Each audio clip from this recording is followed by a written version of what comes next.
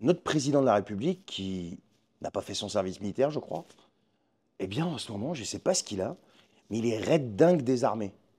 Il est fou amoureux des armées. Il était à la base de Luxeuil, là. Donc, Luxeuil-les-Bains, c'est une base aérienne. Et il a fait un petit discours sur un ton très martial, très sérieux, tu vois, ponctué de silence, etc., etc.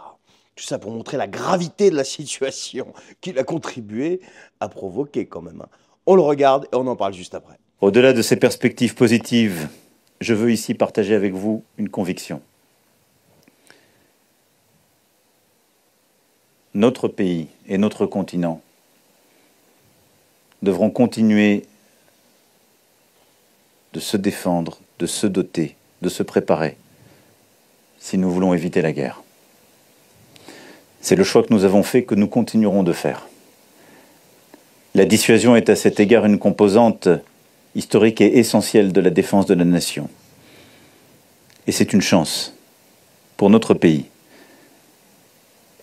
C'est pourquoi nous continuerons de renforcer chacune de ces composantes. Nul ne sait dire ce qui adviendra dans les mois, les années qui viennent.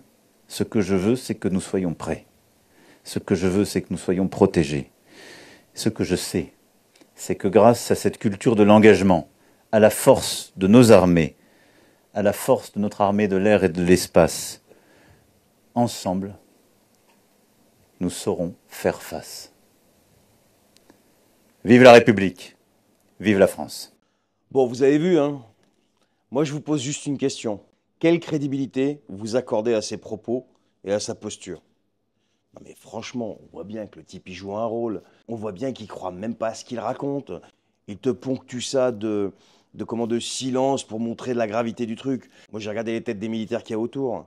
Mais je suis sûr qu'il n'y en a pas un qui a gobé une seule seconde ce qu'il est en train de raconter. Non, mais ce que je veux dire, c'est qu'il n'y en a pas un qui ait pu croire en la sincérité de ses propos. Le fait qu'il se sente touché par ce qui se passe, c'est pas possible. Et puis je sais pas s'il est au courant, ils sont mis d'accord sur un cessez-le-feu. Alors certes, pas total encore, mais ils sont en train d'avancer. D'ailleurs, ils sont mis d'accord sur quelque chose, pour tous ceux qui critiquent là, que Biden n'a jamais réussi à faire, hein, jusqu'à présent. Ni Macron, ni Biden, ni Trudeau, ni je sais pas qui, ni Starmer, ou je sais pas qui.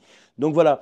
Donc dites-moi ce que vous en pensez, les amis. Est-ce que vous croyez en la sincérité de ses propos? Calmez-vous, je rigole. Allez, dites-le moi en commentaire. Très fort, mais c'est quand même un menteur pathologique, Vladimir Poutine. Enfin, on ne peut pas lui faire confiance. Et on l'a vu avec les accords de Minsk, c'est-à-dire qu'ils ont été signés, des accords de paix, mais c'était des accords qui ont permis de préparer la guerre. Et c'est ça qu'il faut avoir toujours un petit peu dans un coin de sa tête, de se dire à quoi vont servir les futurs accords. Est-ce que c'est pour d'autres opérations militaires? Par exemple, enfin, plusieurs sources nous disent qu'il y aurait déjà un programme, enfin un projet sur la table pour envahir les pays baltes. Donc de la Russie. De la Russie, c'est-à-dire que et même parmi certaines personnes au sein même des autorités françaises, une sorte de lucidité sur le fait que Poutine ne va peut-être pas s'arrêter là. Et ces accords, il en aurait besoin. Pourquoi? Pour juste avoir un temps de pause. C'est quand même aujourd'hui la chance qu'on a, c'est de pouvoir de regarder un petit peu en arrière et de voir ce qui s'est passé depuis l'annexion de la Crimée et comment tout ça a fonctionné. Et ce qu'il faut faire, c'est il faut tirer des leçons de ça. Des accords qui permettraient donc, si je comprends bien ce que vous dites, de faire un temps de pause, reprendre ses esprits pour l'armée russe et ensuite attaquer les pays baltes. Non mais vous êtes d'accord avec moi pour dire qu'à ce niveau-là, c'est pathologique quand même. Hein. Ça se voit, ça se voit. Non mais elle nous parle des accords de Minsk. Minsk 1, Minsk 2. Mais qu'est-ce qu'ont avoué Merkel et Hollande?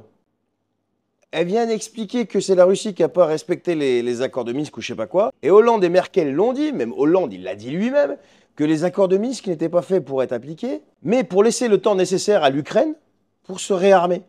Et elle vient nous expliquer tout le contraire.